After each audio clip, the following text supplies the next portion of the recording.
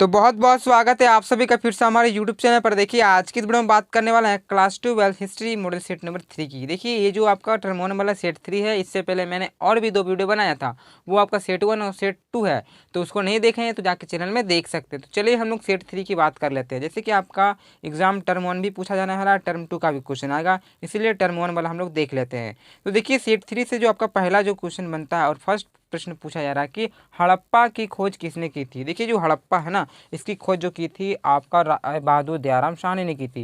यानी कि correct answer आपका जो यहाँ पे ऑप्शन नंबर जो 2 दिखाई दे रहा है, राय बहादुर दयाराम साहनी, वो सही उत्तर हो जाएगा। अब कब की थी, तो 1921 में की थी। ठीक है, 1921 में राय बहादुर दयाराम साहनी ने हड़प्पा की खोज की थी। क्लियर। अब देखिए दूसरा जो आपका प्रश्न पूछा जा रहा है कि तोलने की इकाई के रूप में सिंधुवासी किस अंक का उसके गुणक का व्यवहार करते थे। तो देखिए ये लोग जो करते थे वो 16 अंक का, यानी कि जो आपका ऑप्शन नंबर जो आपका 4 दिखाई दे रहा है, आपका सेकंड का करेक्ट आंसर हो जाता है। इसी प्रकार हम लोग थर्ड क्वेश्चन देख लेंगे। और ये जो प्रश्न पूछा जा रहा है कि हड़प्पा सभ्यता किस युग की सभ्यता। देखिए जो इंडस वैली सिविलाइजेशन है, जो हड़प्पा सभ्यता है, वो जो है ना वो कांस्य युग की सभ्यता है। ठीक है, और यहाँ तो लोहा का बात ही नहीं किया गया, तो ये तो होगा ही नहीं। तो ये जो सभ्यता है आपका कांस्य युग की, यानी कि ऑप्शन नंबर जो आपका 3 दिखाई दे रहा, आपका करेक्ट आंसर हो जाएगा। देखिए हम लोग प्रश्न को समझने का भी प्रयास करेंगे। क्लियर। अब देखिए चौथा जो आपका यहाँ प्रश्न पूछा जा रहा है कि हड़प्पा किस नदी के किनारे स्थित है। देखिए जो हड़प्पा है वो आपका रावी नदी के किनारे है। ठीक है, तो करेक्ट आंसर आपका ऑप्शन नंबर 3 हो जाता है। और जो आपका सिंधु नगर नदी की अगर बात की जा सकता है, तो सिंधु नदी के किनारे आपका मोहनजोदड़ो है। ठीक है, तो बहुत सारे कन्फ्यूज हो जाते हैं बच्चे कि हम सिंधु मारे कि रावी मारे। तो आपको यहाँ पे जो हड़प्पा मिलेगा, तो हड़प्पा जो है आपका रावी नदी के किनारे स्थित है। क्लियर। अब देख लेते हैं, चौथा हो गया, पांचवा देख लेते हैं। पांचवा जो पूछा जा रहा है कि सिंधु घाटी सभ्यता में विशाल स्नानागार के अवशेष कहाँ मिले हैं। स्नानागार यानी कि स्विमिंग पूल टाइप का एक होता था, जहाँ पर विशाल मात्रा में बहुत बड़ा एरिया होता था, उसमें जल होता था। तो सबसे बड़ा अगर विशाल स्नानागार का अगर बात किया जा सकता है, तो आपका मोहनजोदड़ो में मिला था। ठीक है, मोहनजोदड़ो। और मोहनजोदड़ो का खोज आपका कब हुआ था, एक 1922 में हुआ था। ठीक है, क्लियर। अब हम लोग बात कर लेते हैं छठा प्रश्न की। देखिए छठा जो आपका क्वेश्चन पूछा जा रहा है कि सिंधु घाटी सभ्यता में सबसे विशाल नगर कौन सा था। तो सबसे विशाल नगर आपका मोहनजोदड़ो हो जाएगा। सबसे बड़ा विशाल नगर मोहनजोदड़ो, उसके बाद आपका स्नानागार का भी अवशेष मोहनजोदड़ो से ही मिला था। क्लियर, एकदम कंसेप्ट क्लियर हो जाएगा आप सभी का। ठीक है, एग्जाम में बैठेगा, ऑप्शन देखिएगा और करेक्ट आंसर मार दीजिएगा। चलिए देख लेते हैं 7th नंबर जो क्वेश्चन पूछा जा रहा है कि कोलकाता में स्थित एशियाटिक सोसाइटी की स्थापना कब हुई थी। देखिए जो कोलकाता एशियाटिक सोसाइटी की स्थापना हुआ था आपका 1784 में हुआ था। ठीक है, 1784 में कोलकाता एशियाटिक सोसाइटी की स्थापना किया गया था। क्लियर। अब देख लेते हैं आपका आठवां प्रश्न। देखिए आठवां जो प्रश्न पूछा जा रहा है कि सिंधु, ठीक है, सभ्यता की उत्तरी सीमा क्या कहलाती है, या तो फिर क्या थी। तो ये जो आपका पूरा पश्चिम उत्तर दक्षिण ये जो है, तो आपका अगर उत्तर अगर बात किया जा सकता है, तो ये ऊपर वाला, तो ऊपर में मानदा हो जाता है। ठीक है, ऊपर में आपका मानदा हो जाता है। यानी कि करेक्ट आंसर आपका जो आपका ऑप्शन नंबर जो 3 दिखाई दे रहा है, आपका करेक्ट आंसर हो जाता है। जम्मू कश्मीर में पड़ता है ये मांडा ऊपर में, तो ये आपका करेक्ट आंसर हो जाता है। क्लियर। अब हम लोग बात कर लेते हैं 9वां प्रश्न की। देखिए 9वां जो प्रश्न पूछा जा रहा है कि सिंधु घाटी क्षेत्र के लोग भोजन के को मीठा बनाने के लिए किसका प्रयोग करते थे। तो भोजन को मीठा बनाने के लिए वो लोग शहद का प्रयोग करते थे। यानी कि करेक्ट आंसर आपका ऑप्शन नंबर जो 3 दिखा रहा है आपका हो जाएगा। क्लियर। तो अब हम लोग बात करते हैं 10वां प्रश्न की। देखिए 10वां जो आपका प्रश्न पूछा जा रहा है कि हड़प्पाई लोग नीला लाजवर्त मणि कहाँ से प्राप्त करते थे। तो वो लोग जो करते थे वो आपका सूत्रघोई से, यानी कि आपका ऑप्शन नंबर जो ए दिखाई देता है आपका करेक्ट आंसर हो जाता है। क्लियर। अब हम लोग बात करेंगे 11 नंबर प्रश्न की। तो प्रश्न पूछा जा रहा है कि हड़प्पा सभ्यता के लोग सोना कच्चा माल के रूप में कहाँ से प्राप्त करते थे। तो देखिए वो लोग जो सोना प्राप्त करते थे वो आपका दक्षिणी भारत से, यानी कि जो आपका ये नीचे वाला जो क्षेत्र हो जाता है ना, ठीक है, इस प्रकार से जो आपका इंडिया मैप हो जाता है देखिएगा। तो ये जो आपका ये जो आपका क्षेत्र हो जाता है दक्षिण वाला, नीचे वाला क्षेत्र से आपका ये लोग सोना लेता था। ठीक है, तो आपका करेक्ट आंसर ऑप्शन नंबर जो आपका 2 दिखाई देता है आपका सही से उत्तर हो जाता है। क्लियर। अब चलिए बात कर लेते हैं 12वां प्रश्न की। देखिए ये जो पूछा जा रहा है कि 1838 ईस्वी में ब्राह्मणी लिपि को पढ़ने में सर्वप्रथम सफलता किसे प्राप्त हुई। तो देखिए ब्राह्मणी लिपि को सर्वप्रथम जो 1838 में प्राप्त हुआ था वो था जेम्स प्रिंसेप को, यानी कि आपका करेक्ट आंसर जो आपका ऑप्शन नंबर ए दिखाई दे रहा है, जेम्स प्रिंसेप आपका सही उत्तर हो जाता है। ये प्रश्न बहुत ही इंपॉर्टेंट है, कर लीजिएगा। क्लियर। अब हम लोग बात कर लेते हैं 13वां प्रश्न की। तो आपका जो 13वां प्रश्न पूछा जा रहा है कि मौर्य काल में किस लिपि का प्रयोग सर्वाधिक हुआ है। ठीक है, तो सबसे ज़्यादा अगर बात किया जा सकता है वो लिपि था, वो लिपि आपका ब्राह्मणी लिपि है। ठीक है, सर्वाधिक जो बार प्रयोग हुआ है, तो आपका करेक्ट आंसर 13 का ऑप्शन नंबर 4 ब्राह्मणी लिपि हो जाता है। अब चलिए अब बात कर लेते हैं 14वां प्रश्न की। देखिए प्रश्न जो पूछा जा रहा है कि अशोक की कलिंग विजय का उल्लेख किस शिलालेख में मिलता है। तो देखिए अशोक का जो कलिंग युद्ध हुआ था कब हुआ था, 261 ईसा पूर्व में हुआ था। तो ये जो हुआ था युद्ध, इसमें अगर इसका उल्लेख किया गया है कौन सा शिलालेख में, तो आपका करेक्ट आंसर ऑप्शन नंबर आपका 3 दिखाई दे रहा है, 13वां शिलालेख में इस युद्ध के बारे में लिखा गया था। क्लियर।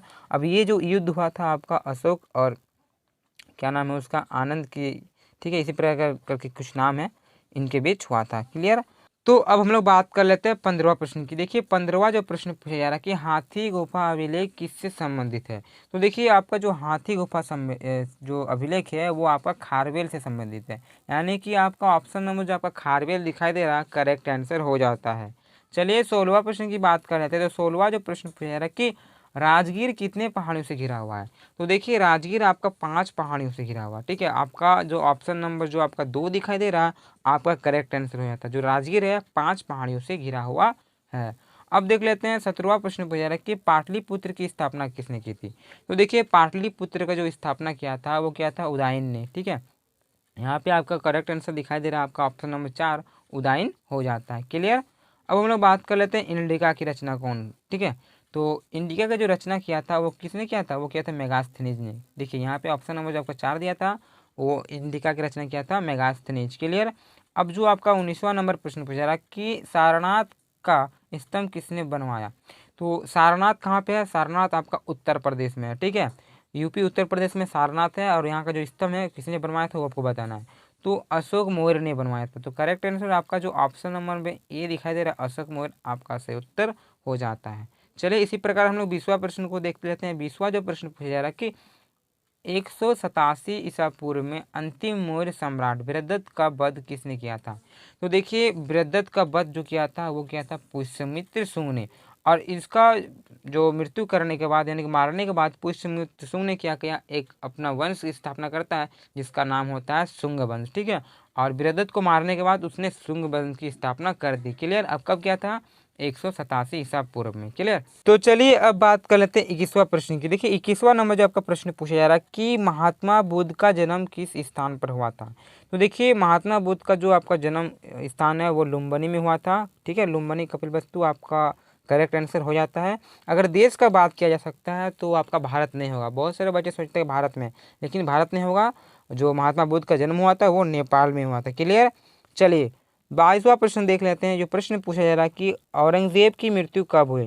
तो देखिए आपका औरंगजेब का जो मृत्यु हुआ था 1707 में हुआ था, यानी कि आपका option number A correct answer हो जाता है। क्लियर। अब देख लेते हैं 23वां प्रश्न की। तो 23वां नंबर जो प्रश्न पूछा जा रहा है कि दीपवंश और महावंश ग्रंथ किस देश से संबंधित है। वो आपका श्रीलंका से संबंधित, यानी कि करेक्ट आंसर आपका ऑप्शन नंबर 4 हो जाता है। क्लियर। अब चलिए बात कर लेते हैं 24वें प्रश्न की। तो पूछा जा रहा है कि महात्मा बुद्ध की शिक्षाएं किससे संकलित है। तो जो महात्मा बुद्ध की शिक्षाएं हैं, शिक्षा वगैरह सब है आपका सूत्र पिटक में। तो आपका जो यहाँ पे सूत्र पिटक दिखाई देता है आपका ऑप्शन नंबर ए सही उत्तर हो जाता है। चलिए 25वां देख लेते हैं। जो प्रश्न पूछा जा रहा है कि अकबर की मृत्यु कब हुई। तो आपका जो अकबर का मृत्यु हुआ था 1605 में हुआ था। देखिए 1605 में आपका अकबर का मृत्यु हो जाता है। ये सब जितने भी प्रश्न हैं सारा का सारा बहुत ही महत्वपूर्ण प्रश्न है, इसको कर लीजिएगा। चलिए देख लेते हैं 26वां प्रश्न। तो 26वां प्रश्न पूछा जा रहा है कि महात्मा बुद्ध ने किस स्थान पर सबसे अधिक उपदेश दिए। तो सबसे ज़्यादा उपदेश का अगर बात किया जाए तो आपका श्रावस्ती हो जाएगा। ठीक है, तो ऑप्शन नंबर जो 3 दिखाई दे रहा है आपका करेक्ट आंसर हो जाता है। अब वो सारे बच्चे बोलेंगे कि सर आपका सारनाथ होगा। तो देखिए सारनाथ में सबसे पहला उपदेश दिया था। ठीक है, तो सबसे पहला उपदेश दिया था कहाँ, सारनाथ में दिया था। अब यहाँ प्रश्न पूछा जा रहा है कि सबसे अधिक उपदेश कहाँ दिया, तो वो दिया था श्रावस्ती में। क्लियर। चलिए अब हम लोग बात करते हैं 27वां प्रश्न की। तो वो पूछा जा रहा है कि अवध सुफा वर्तमान में किस राज्य में है। तो अवध सुफा है वो आपका उत्तर प्रदेश हो जाएगा। क्लियर। आपका ऑप्शन नंबर जो आपका 2 दिखाई दे रहा है उत्तर प्रदेश करेक्ट आंसर हो जाता है। आगे 28वां नंबर जो प्रश्न पूछा जा रहा है कि अकबर के द्वारा जारी किया गया चांदी के सिक्के को क्या कहा जाता है। तो चांदी के सिक्के को क्या कहा जाता है, ये क्वेश्चन आपके लिए है। आप कमेंट बॉक्स में कमेंट करके बता दीजिएगा। क्लियर। चलिए आपके लिए ये प्रश्न छोड़े हैं, ठीक है, आपको बताना है। चलिए 29वां प्रश्न देख लेते हैं। ये जो प्रश्न पूछा जा रहा है कि आइन ए अकबरी के किस भाग में मनसबदारी का प्रयोग किया गया है। तो करेक्ट आंसर आपका ऑप्शन नंबर जो आपका 2 दिखा दिया सिर्फ ए आबादी आपका सही आंसर हो जाता है। क्लियर। अब चलिए बात करें 30वां प्रश्न की। तो 30वां जो प्रश्न पूछा जा रहा है कि विजयनगर का अपनी स्थापना से लेकर पतन तक किस राज्य से मतलब किस राज्य के साथ संघर्ष चला। तो संघर्ष चलता रहा, वो आपका हो जाएगा करेक्ट आंसर ऑप्शन नंबर जो 3 दिखाई दे रहा है, बहमनी राज्य से उसका शुरू से लेकर अंत तक उसका युद्ध चलता रहा। क्लियर। तो देखिए मित्रों, अगर वीडियो अच्छा लग रहा है तो लाइक करते रहे और हमारे चैनल को सब्सक्राइब भी कर लें। क्लियर। चलिए अब हम लोग बात कर लेते हैं 31वां प्रश्न की। तो वो जो पूछा जा रहा है कि विजयनगर के किस शासक ने मुस्लिमों को सेना में शामिल किया था। तो ये जो क्वेश्चन है आपका बहुत ही इंपॉर्टेंट क्वेश्चन बन जाता है। ये विजयनगर साम्राज्य से, तो इसको आप लोग कर लीजिएगा। वो जो किए थे वो किए थे देवराय द्वितीय ने, ठीक है। तो मुस्लिमों को ज़्यादातर मतलब शामिल किया था वो देवराय द्वितीय ने किया था। चलिए आगे जो है देख लेते हैं। 32वां प्रश्न पूछा जा रहा है कि विजयनगर, ठीक है, विजय का शहर किस साम्राज्य को कहा जाता है। तो देखिए विजय का शहर है ना, तो विजय का शहर है आपका विजयनगर। क्लियर। विजय का शहर जो है वो आपका विजयनगर हो जाएगा। अब देख लेते हैं 33वां प्रश्न की। तो ये प्रश्न पूछा जा रहा है कि विजयनगर की मातृ देवी किसे कहा जाता है। तो देखिए जो विजयनगर का मातृ देवी वो हो जाता है पंपा देवी, ठीक है। तो पंपा देवी आपका करेक्ट आंसर हो जाता है। अब देख लेते हैं 34वां प्रश्न की। ये जो प्रश्न पूछा जा रहा है कि बृहदेश्वर मंदिर कहाँ स्थित है।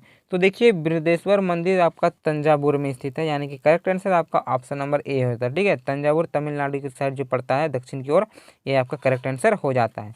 35वां देख लेते हैं। 35वां जो प्रश्न पूछा जा रहा है कि अकबर का शासनकाल क्या है। ये भी बहुत ही महत्वपूर्ण प्रश्न है। तो अकबर का जो आपका शासनकाल है वो आपका 1556 से लेकर आपका 1605 करेक्ट आंसर हो जाता है, ठीक है। 1556 से 1605 आपका अकबर का हो जाता है। चलिए आगे देख लेते हैं आपका 36वां प्रश्न। तो 36वां नंबर प्रश्न पूछा जा रहा है कि तीर्थ यात्रा कर को किस मुगल शासक ने समाप्त किया। तो देखिए तीर्थ यात्रा जो कर है वो किया था आपका अकबर ने। तो आपका जो करेक्ट आंसर आपका ऑप्शन नंबर 4 है आपका हो जाता है। अकबर ने आपका जाकर बहुत सारा चीज़ों को बंद किया था, समाप्त किया था, ठीक है। चाहे वो जजिया हो, चाहे बहुत सारे कर हो, अकबर ने किया था। अब 37वां देख लेते हैं। ये जो प्रश्न पूछा है कि बुलंद दरवाज़ा का निर्माण किस मुगल शासक ने किया था। तो देखिए बुलंद दरवाज़ा का निर्माण आपका अकबर ने किया था, ठीक है। आपका भी ऑप्शन नंबर जो 2 है आपका सही से उत्तर हो जाता है। चलिए आगे बात कर लेते हैं हम लोग 38वां प्रश्न की। ये जो पूछा जा रहा है कि चांदनी चौक यानी जो दिल्ली में है का डिजाइन किस मुगल महिला ने तैयार किया था। तो वो क्या था, जहां आरा ने। देखिए आपका ऑप्शन नंबर जो आपका 3 दिखाई देता है, जहां आरा करेक्ट आंसर हो जाता है। क्लियर। अब हम लोग अब 2 प्रश्न बचे हैं, अंतिम और 2 प्रश्न देख लेते हैं। इसके बाद जो आपका मॉडल सेट नंबर 3 है वो समाप्त हो जाएगा। इसके बाद हम लोग सेट 4 को देखेंगे। तो जो प्रश्न पूछा जा रहा है कि विश्व का प्रथम लोकतांत्रिक व्यवस्था किस महाजनपद में मिलती है। तो वो जनपद हो जाती है वो आपका लिच्छवी, सही आंसर हो जाता है। अब हम लोग बात कर लेते हैं 40वां प्रश्न की और अंतिम प्रश्न है मॉडल सेट नंबर 3 का। तो ये प्रश्न पूछा जा रहा है कि बुद्ध की मानवाकार मूर्ति पहली बार किस काल में बनाई गई। तो वो बनाई गई थी आपका मथुरा कला में। तो करेक्ट आंसर आपका ऑप्शन नंबर जो ए दिखाई देता है मथुरा कला सही आंसर हो जाता है।